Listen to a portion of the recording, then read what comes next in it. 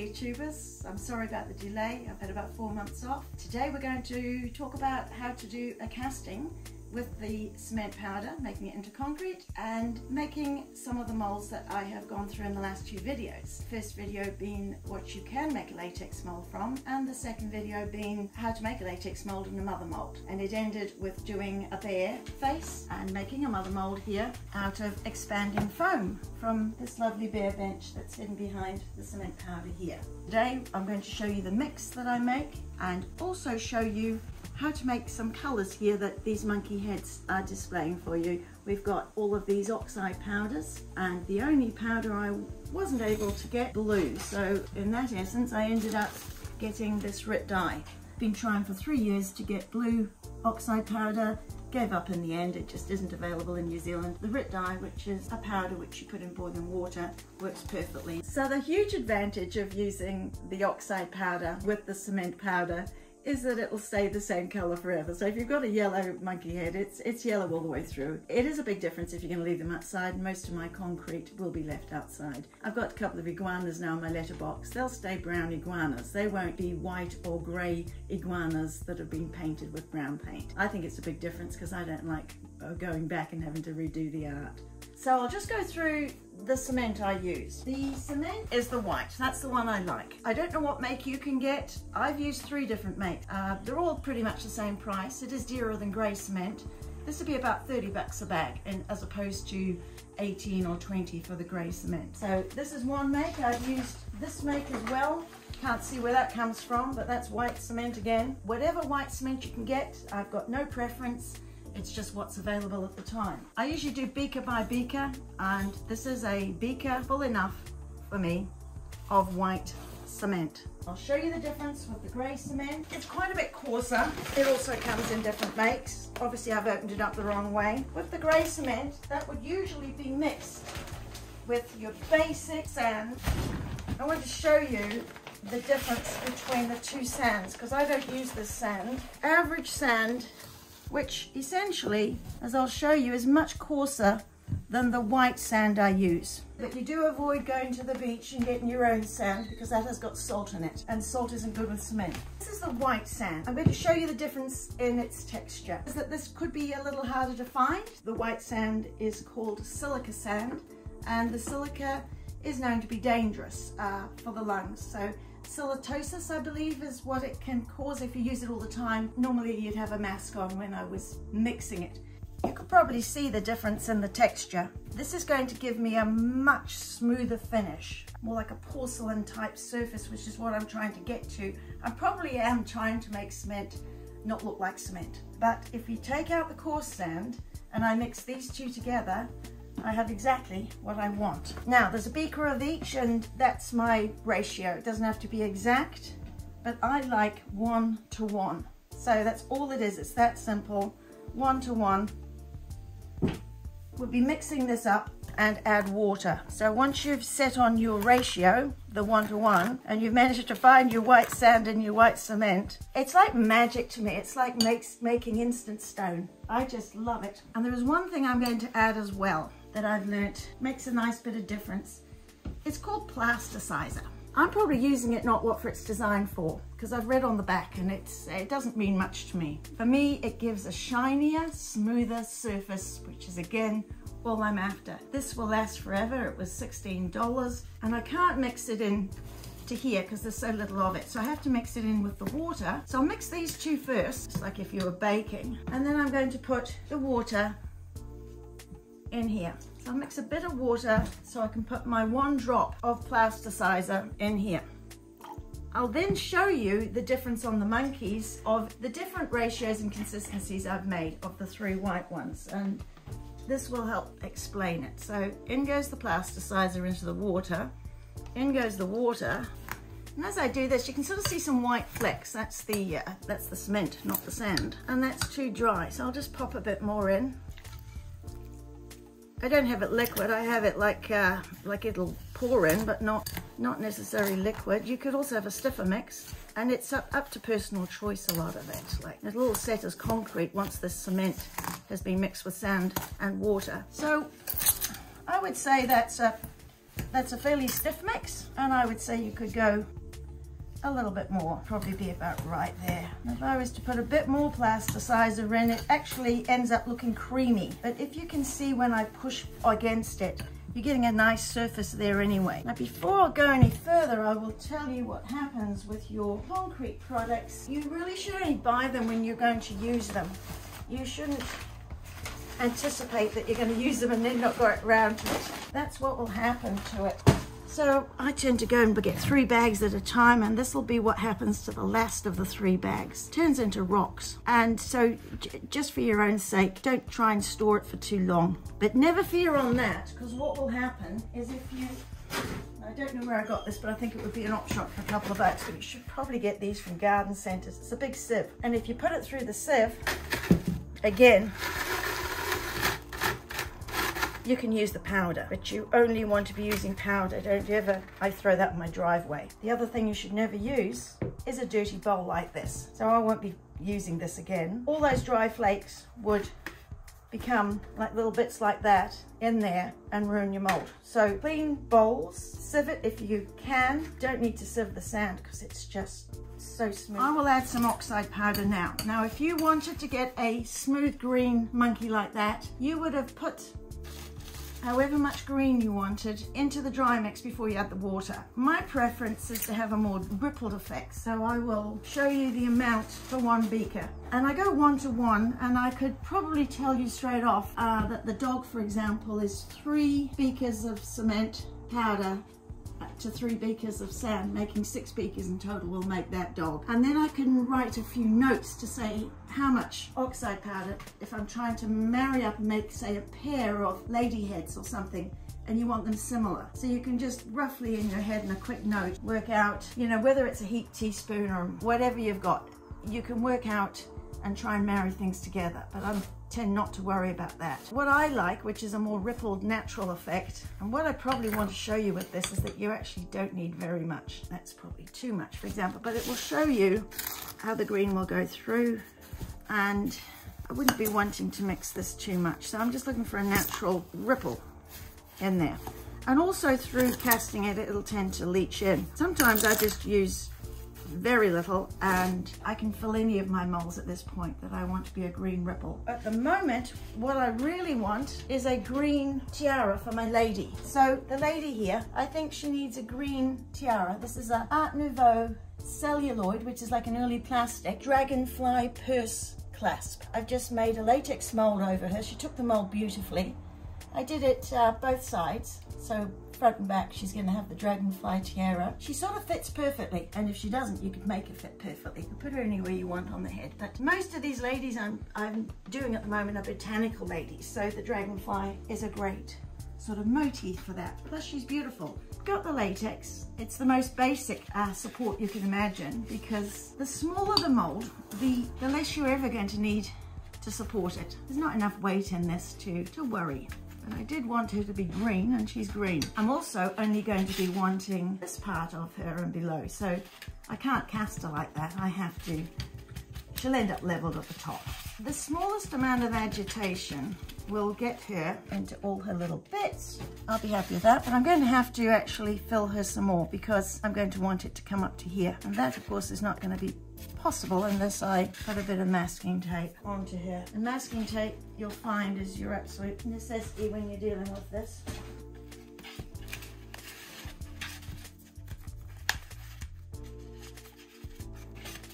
There we go. Now I can fill her up all I want there. I can get her completely stuffed in now. And you will see the water rise to the top. This is the consistency I'm usually after. It's neither stiff nor liquid. The latex has grabbed all the information off the dragonfly wings, so that's cool. Become much more liquid, you'll see up the top there. If you don't get too many air bubbles, you can't help it. You can only try. There's a good air bubble there, right there. That's going to pop. And the other thing you can do to try and encourage the air bubbles to come to the surface would be to give it a bit of a poke. And you do want it to go right to her head, because she has a little antennae head, so that will just ensure that crevices have got it in there. That's good. This is just another support. She's obviously bulging out and she's quite fat. I don't care how fat she is, as long as she's got the arch. I'm not going to get the arch till I pull her out. And then it's just a matter of giving her a bit of a squish there so she's a little flatter. One more piece of masking tape and I'll be done. There we go, down the bottom. Squish her on. Another bit of agitation. If it spills out, it doesn't matter. Unless you've got the bits you want, like in the corners there. So that'll be my green dragonfly tiara. As she dries off during the day, you'll see actually a puddle will form. The water will evaporate. Something small like this will take maximum a day or two to set because she's small. The dog or the lady I would probably leave in the mold to slowly harden, and that would really mean drying so the water evaporates, and that would take about 4 days for a bigger piece. I'd say 4 days you can pretty much take anything off. And so I'll leave this for a couple of days and unearth it. You've got about a week to work with it, say 2 days to undo it. You've got another 4 days to get the arc you want, and then I would glue her with a bit of cement adhesive to the cement before I start decorating. So from the same mold, we've got a light brown concrete bear with a darker brown, although it's still mid-tone, wash over concrete just to pick up the detail more than anything. This is a slightly darker brown, not much more, but a slightly darker brown, straight out of the mold. And this is done on the side. So this is what I'm going to say about my sandbox, is that he can now become a wall bear, which is quite useful if you've got a place that you just want to hang him. Not too heavy. I'd say a good nail would get him on. I'd probably use him exterior though. There's that bear, and that's just tilted. So when he's set, instead of setting him straight up and down like that, I just try and get him a bit on the slant, and then you can imagine him being flat on the back like that. So you can manipulate again with the sandbox, and I will include a photo of the sandbox. I've got a giant one that's a telescope box that I do for the iguanas. If you want to be really sneaky and you need to make a mold of say the iguana, you get the box of sand and you get your latex mold and you dampen your sand so it will hold its form, like if you're making a sandcastle as a kid. From that point, what I realized with this iguana was I didn't want his tail in the air. I wanted his head out, up. But I didn't want his tail, I wanted it dead flat. I actually had made a mother mold and I threw it away. I didn't want to use it. So you dampen your sand in the sandbox, you lay your latex mold there. That's how I do a lot of my good molds, is I don't do anything other than use the sandbox. It's really useful. This is the bear I made recently. It's much bigger. Again, you can partially fill the mold up to here. I was possibly going to use him to make a little fake bearskin rug. I've made him some little feet that I'll paint brown, and we'll cut out a fur coat that won't ever get used for anything else, and he can be a bearskin rug. This one's more just a standalone bear. I've done him out of white, but I probably should have done him out of brown. As you can see, right from there, has a few air bubbles. To cope with the air bubbles, I wouldn't do it now, but I've had him done for about 7 days, and 7 days is when you really need to seal him. So I'll show you about sealing him before you start filling the air bubbles up. As with most of these, you can see I've had a problem in pulling out the mold with his canines intact. So this is where this comes in really handy. It is for either exterior or interior use. It seems to be doing really well. That's useful straight after you've sealed it. Very hard to get the canines out in one go, and it's well worth trying to get them looking good again because it is a big part of the bear. At the end of the last video, we had this latex on the bear, and I made the mother mold out of some expanding foam. These are the 3 pieces of expanding foam, and they're very light. They're not very thick.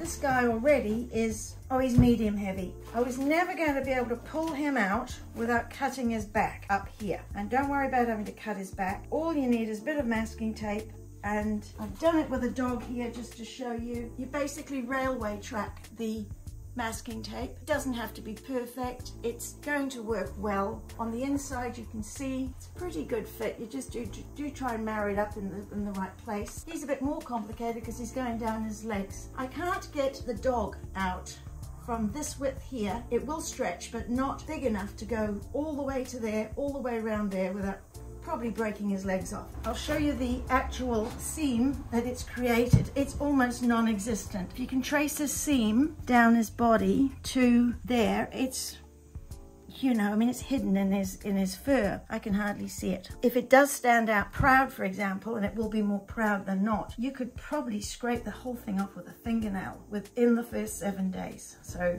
we're still within the first 7 days. So at the end of the last video, we just finished making the mother mold out of the expanding foam. This is how it fits together. Of course, you've got the latex mold inside of that. And this is the third piece here. There he is. Fits well together, and all it needs is a piece of elastic to go and grab it there. It's not going to be anything other than that. And then all of these ones are always cast upside down.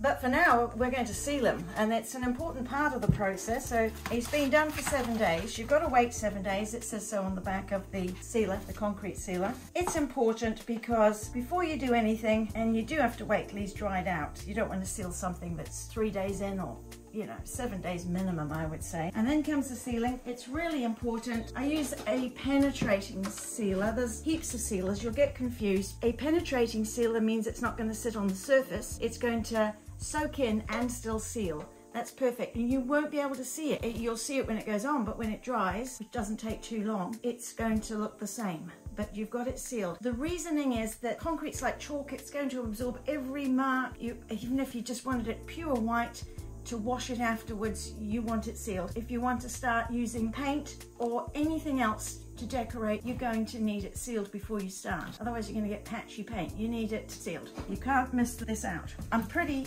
sloppy with my brushes. I leave them in, then I just chuck them after a certain amount of time. Brushes are so cheap.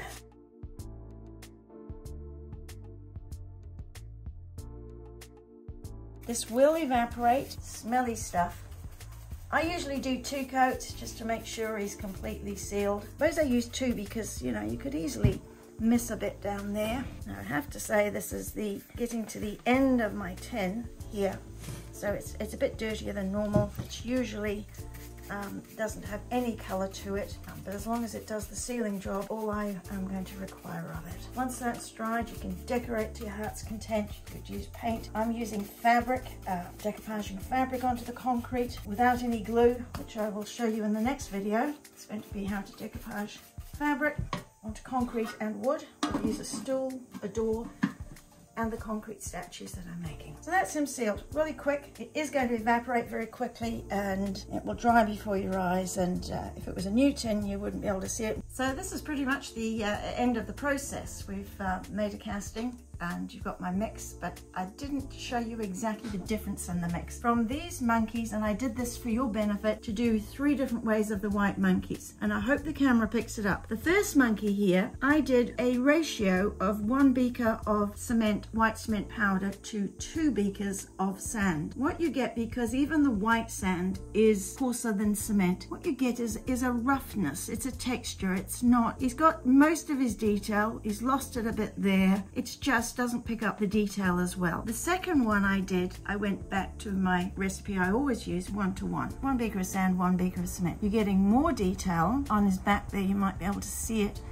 You can specifically see it on his eyebrows there. So we've got more detail, that's 1 to 1. And then with the addition of that drop of plasticizer to show you the difference, and it's pretty nominal, but I do see it myself. You've got a bit of a shine. You've got 1 to 1 mix, the same mix with that 1 drop of plasticizer on this one. And the only thing I can say, if you can see his ears, they're sort of shinier. There's more of a slickness. With the slickness comes a bit more detail. This, unfortunately, was just a dirty bowl. This wasn't even intentional, so I was trying to do 2 white ones. Don't know if you can pick it up, but it's just a slight surface preference that I have. If you think of this one as being pure white, he's still got a little bit more detail. What I like about the plasticizer is that when it comes to the finish, or the lady's complexion particularly, there is a shine to it, a smoothness that defies the fact that it's concrete. I'm just going to briefly show you how I fill the air bubbles, and you will do that after you've sealed the concrete. That's the one that's a bit coarser. I think this one would perhaps be a better example. It's got a very definite air bubble there, and he's got a few on his nose.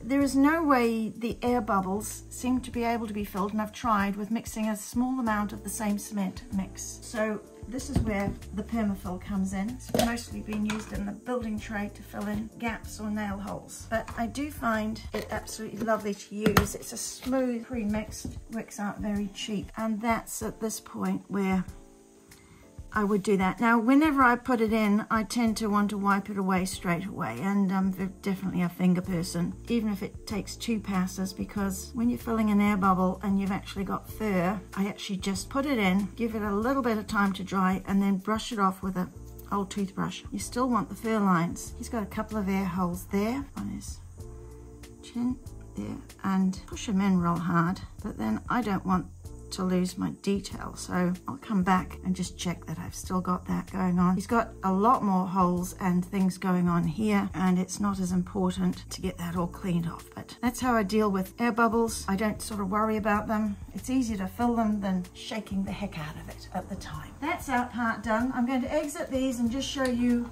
what I'm working on at the moment. It got very exciting, and I ended up having an exhibition in January, and which went really well, all because I was showing you guys the concrete, because I'd given up on concrete about 10 years ago. I had this sort of new feeling of where it could go, how creative it is, and what I could do with it, and it all sort of happened by accident, as art often does. So what we have here, my dog body's become really useful. I won't be doing any more of these, but this is a Frenchie, the zombie bulldog.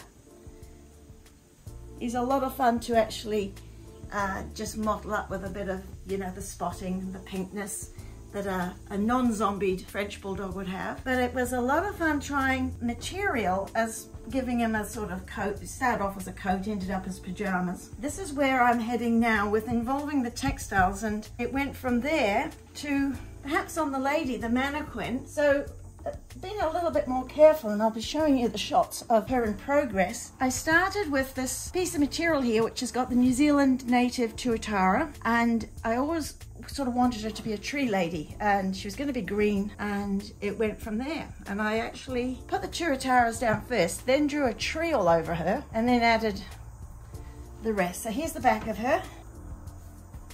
She's all done, and I've even spray sealed her, so she'd be able to be cleaned.